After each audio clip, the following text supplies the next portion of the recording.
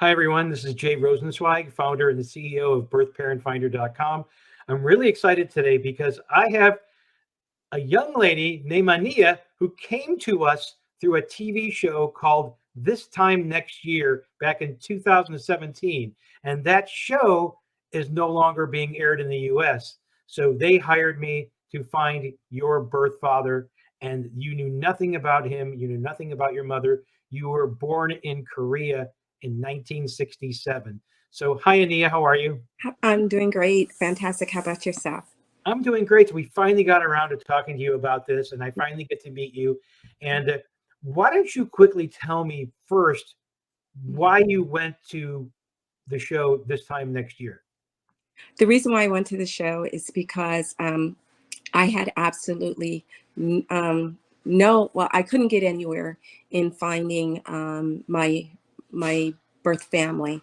On my ancestry, I did take a DNA test, and on my ancestry, it only showed one half of my family, which was my American side. Nobody on my Korean side. So I kept running into dead ends looking for any family members on my close family members on my father's side, and that's why I contacted the show so that I get some assistance. And you helped me with that. And this was such a long time ago that you had to refresh my memory of this because I just had no record of it from almost 5 years ago.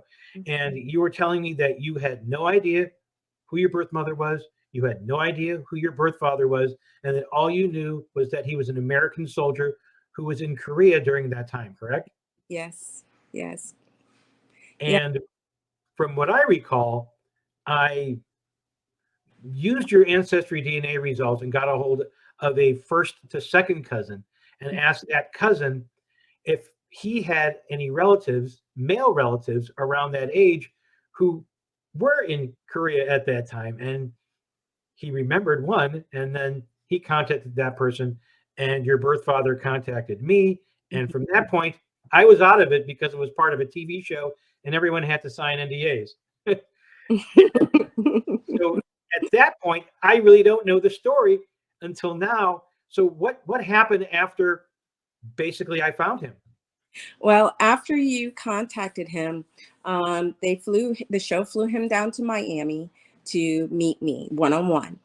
And so I remember they had him at the hotel, and I remember walking into it was like a little courtyard, and he was sitting at a table, and I saw him for the first time, and we both broke out into tears.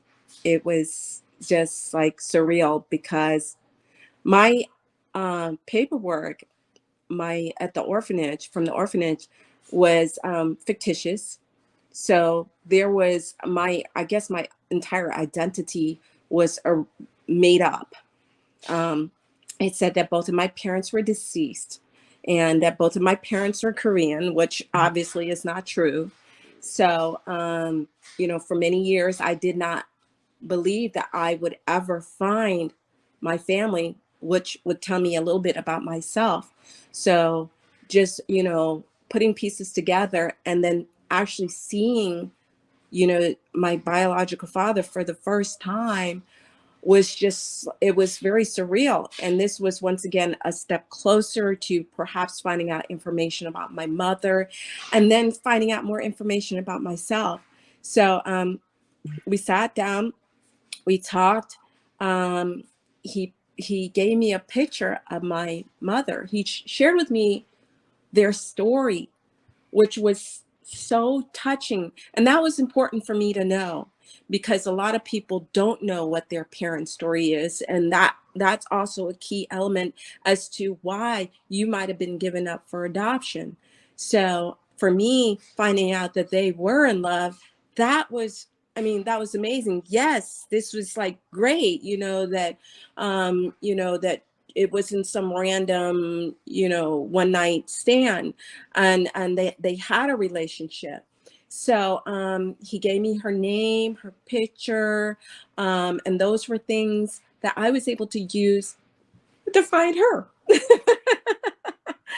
So we after the show, and after they filmed, he met my family. I introduced him to my family. He came to my home. Eventually, like a month or so later, I went to his home and met his wife and my siblings. I do have a half brother, and I also have an adopted sister because he adopted his wife's daughter. Yes. So I met them, and his wife knew that he had a child, and that maybe one day I might, I might reconnect with him. But the children didn't know, and they were stunned, but they were so happy. And the family is beautiful, just a beautiful, beautiful family, and they just welcomed me with open arms. And I'm just so grateful for that, and I'm grateful for you helping to find. Oh, thank you. So all those years, did he make any attempt to find you? Did he make any attempt to find me? I don't think so. I don't think so because he didn't have anything. He didn't have any information on me. He he went he was shipped off from Korea. He wasn't able to marry my mother because he was immediately shipped off to Germany and then to Vietnam. And somehow or another, in Vietnam, you in the jungles, you trying to survive. And that was what he said. I'm trying to survive. So they lost contact with one another. And then, when he came back to the US, he had actually married somebody who he knew prior to my Right. mother. So basically, this case would not have been settled without ancestry DNA. Absolutely. Oh no, ancestry DNA is like vital right now for any search, especially for I'm a intercontinental adoption. So I tell everybody I'm part of a huge adoption community, Korean adoption community on Facebook. Huge CADs, that's what we called. We're from the um, Korean adoption diaspora, CAD. So we are a huge community on Facebook, and I also part of a mixed Asian community. We're called HAPAs, half, okay, half Asian, half Black. I'm half Black, but there's half anything Asian and anything. We have a HAPA community as well, and I'm part of that community. Anybody can look me up on Facebook. I'd be more than happy to have them connected with you. And you have referred other people to us, and I I appreciate that. have, and you have helped them. You have successfully helped my I call them my soul sisters. You and I knew it. I knew because you were able to successfully find and quickly find my birth father, and so I've helped. I've referred quite a few people to you, and you've helped all of them, and they've called me back and were like, Jason, my father. So You know, my let's family. quickly talk about your birth mother and how you found her, because I don't know that story. No, you don't. So, with my birth mother, now this all could not have been possible without my DNA, um, um, what do you call that, profile being on Ancestry. Now, I didn't put it on the other ones, the 22 or me or whatever. I only had it on Ancestry. And like I said, it was just my father's side. Everybody, 5,000 so people, members on my father's side, zero on my biological mother's side. And so I remember one day somebody hit me up on Facebook and was like, I'm your first cousin. I've been trying to contact you. Like, Wow. what? He found me, we were a match on Ancestry, and it was crazy. And so I texted him back, and and and we were texting back and forth. I was like, "Can I call you?" And he's like, "No." when it's just text, I'm not even in the country. And I was like, okay, so we're texted back and forth. I got as much information out of him as possible, as possible. And right away. And it's a good thing that I did, because he ghosted me. Wow. Yeah, he ghosted me. Um, and from what I understand at that point, that my biological mother had not told anybody. It's And common. That's the reason. yes, she didn't tell anybody. So I guess they, him and his mother decided, who lived in Korea. She lived in Korea. He lived here in Virginia, not too far from me.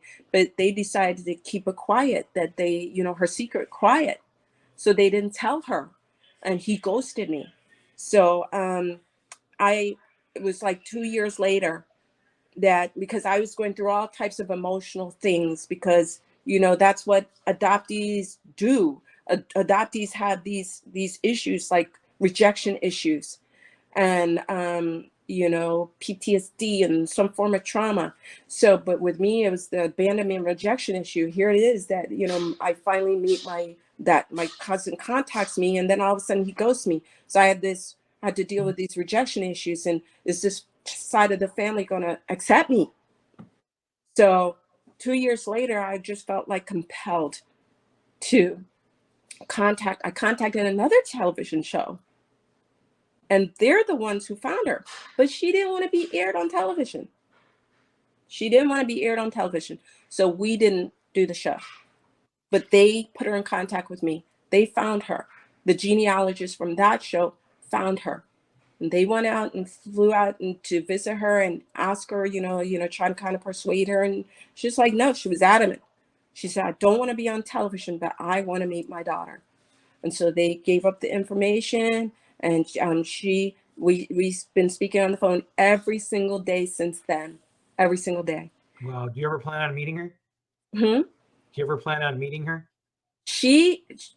We started speaking on the phone in May of this year. She flew out in April of this year.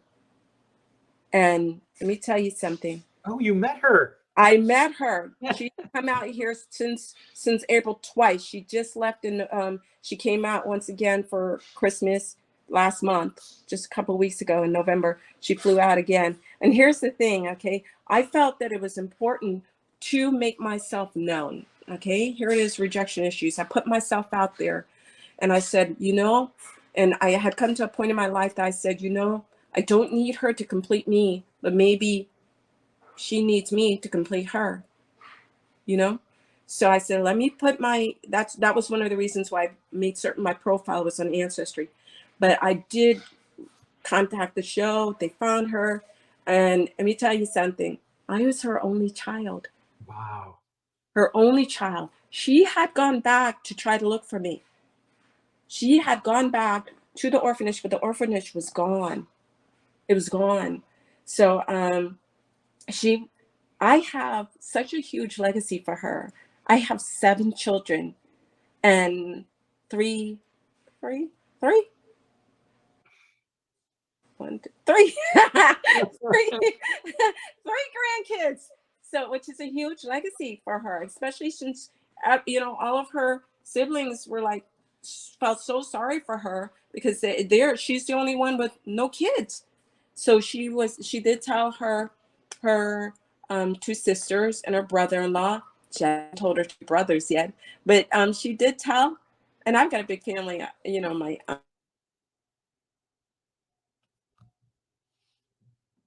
sorry about that. No, that's okay. So she did tell them about me. They were happy. I've spoken with my aunties, ima in Korean. Oma is my mom. That's what I call her to distinguish her from my adopted mother and father. Oma, and then my imas, and they were all so happy. And I mean, I'm telling you, she came bearing gifts, lots of gifts. I didn't know that was an Asian thing, but it's an Asian thing to come with lots of gifts. So let me ask you, you meet your birth father first. Mhm. At that point, not expecting anything regarding your birth mother, not expecting to meet her whatsoever. Is that correct? I was, I, you know what, Jay? Let me be honest with you. I knew for a long time and within me, I was going to meet my birth mother. I knew it. Somehow or another, I just knew. I had this deep feeling that I was going to meet her one day. Just didn't know when or how. And it happened. So I have another case very similar to yours that came about a few years later, where same thing, U.S. soldier, Korea, same exact thing. And the client was in an orphanage, found the father through DNA, and couldn't find the mother. She went back to the orphanage, couldn't find her mother. It was a very difficult case because I referred her to you. She has a famous daughter. She has a famous daughter. She's an actress. I referred her to you. that is correct. Yes. That is correct. You know They that. did a documentary in Korea. And by the way, that client, Uh, that adoptee from Korea, uh-huh. came to an event I had. I got an award for like a distinguished achievement award for my achievements in my profession, Mm-hmm. and she actually showed up at the event. Wow. My only client I didn't invite many clients. She just happened to be in LA in the Uh-huh. area at the time, and she showed up, and it was just wonderful meeting her. And her case was difficult because the birth father could have been one of four men who served the U.S. in Asia at that time, and then one of the relatives was kind enough to take a DNA test, and we did it live, the results, and the results showed that they were siblings. Wow. And that is actually on my Instagram page, and I totally forgot that you referred her. That is an unbelievable. I'm glad I brought that up. Yes, I referred her to you. Yep. And like I said, her daughter is a famous actress. And I believe most of her relatives were from Cleveland, Ohio area, if I'm not mistaken, Yeah. and North Carolina. But Mm-hmm. that was a wonderful story. Yours, I'm just learning about it now because I wasn't the one who followed through after the show. But Mm-hmm. I'm grateful that they contacted me. That worked out well, but I never saw it because it never aired. Yes. Yes. Yeah. So you've had a really good story, and not all stories wind up like this. I mean, to me, from what you're telling me, it's pretty perfect. You agree? It is. I would definitely agree that it's I mean, it really is surreal. And I share my story on my social media. And I remember that there was one young, well, she's not young, she's the same age as me, but there was another Korean adoptee, mixed Korean adoptee like myself. And I remember her writing me, DMing, sending me DMs and saying, "Oh, you're so lucky. I don't think I would be so fortunate, and just very emotional texts." And I'm like, just hang in there, that things will work out. And I told her some things to do. Anyway, she met her mom yesterday. Wow. She met her Korean mother yesterday. I'm not exactly certain how that came about, but there was an organization that uh, mixed adoptee organization that was able to help her. I don't know, but anyway, she met her mom yesterday. So for us, it's important to share our stories. It's important for us to share our stories to encourage, one another, and to give hope. Hope is important. And like I said, my hope was the flame within me was like, no, you're going to find her. It was that knowing, no, you're going to meet her. And it was, not just meeting her, but it's the fact that the situation was just perfect, the whole situation. Oh, by the way, so after I found out when she was coming, I called my biological father, and they were like, "Well, we want to see one another again. We got questions." And she was like, "I got questions," and he was like, "I need to go and meet with her because I need some apologizing to do. Mm. Wow. So when she came for the first time in April, he came up here too with his wife. And it was like a big reunion. And it was perfect. I mean, everything was perfect. Everything worked out wonderfully. And that doesn't always happen. Like wives, spouses aren't necessarily cordial to someone who has a You child with their spouse from Yeah, 40 years ago or whatever. exactly. But Exactly. but I gotta ask you, like I said, not all these stories work out like yours, and you had a lot of patience with this, I imagine. A Mhm. lot of patience, and you use different avenues to find them and connect. So what do you tell adoptees, especially from Asia, about what to hope for, what to expect? Oof, that's a tough one. That's a really, really tough one.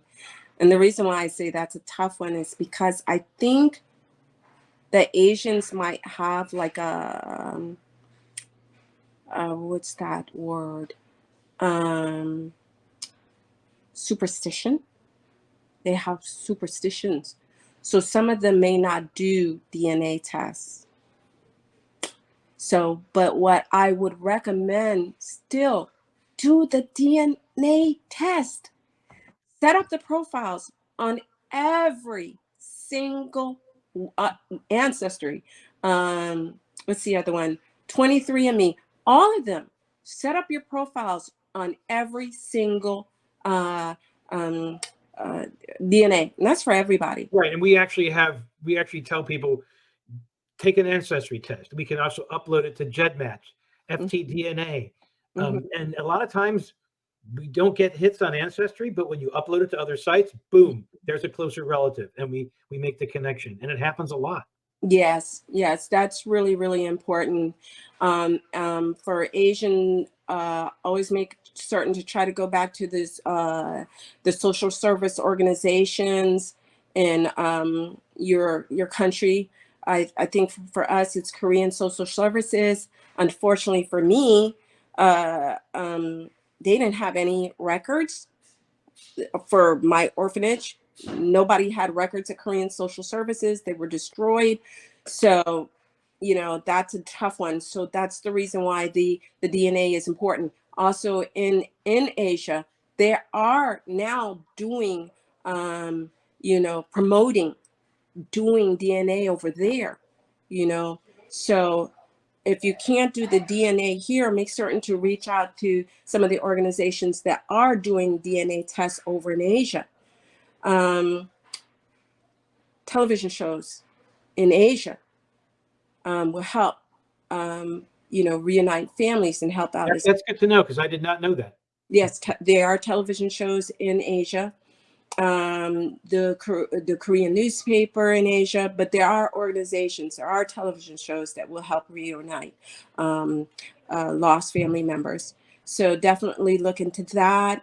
Um, there is an organization.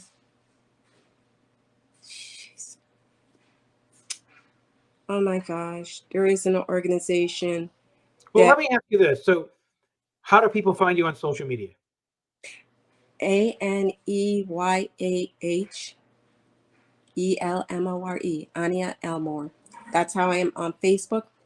On Instagram, I am Aneyah, Aneyah. That's on Instagram as well as TikTok. Right, And and if people have questions about what you're talking about now, they can go ask you on your social media, right? absolutely, absolutely. And Jay, I will always refer people to you, right? And I really I appreciate just that. referred, I just referred somebody to you last night, another one of my sisters. That's awesome, and we're pretty great at getting back to people. This, like I say, 'tis the season. We are super busy right now, and Mhm. it's all good. I mean, just this week we've solved. It's what, Tuesday. In the last 5 days, we solved like 5 cases. It's crazy. Oh, that's amazing. That's a nice Christmas gift. That's a Yeah, nice it, it, holiday it's gift. it's it's Mm, it's an awesome feeling. Like I always tell people to solve these cases with a positive result. yeah. And not all the time people want to reach out. We get it. And that's when I interview my clients for the first time before I start working their case. I want to know what their objective is. And we all know what your objective was, and that's been fulfilled. Yes, it has. Yes, it has. And I'm very, very grateful for you. I'm grateful that you have helped my sisters. You do a fantastic job, and you're so quick about it and so professional about it. And I just really, really appreciate that. I know. That's why I always say you want. I'm gonna help you. I always tell my sister I want to help you. And I appreciate you being on here with me. Not everyone wants to do this, and you're so animated and everything. And again, happy holidays to you. And we'll be in touch soon. And again, thank you for doing this. Thank you. Thank you. Thank you for asking me to. Thank you for inviting me to. You're welcome. You take care. All right, you too.